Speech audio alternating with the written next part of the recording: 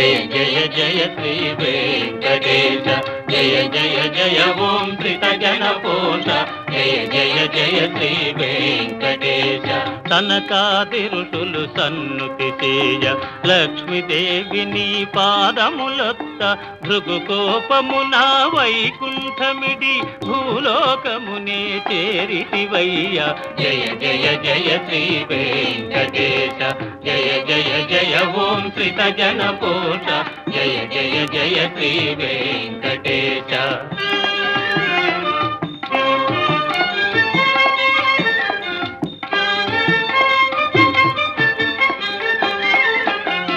వల్మీకమున దాగియుండగా రుద్రుడెగోవై బాలివువా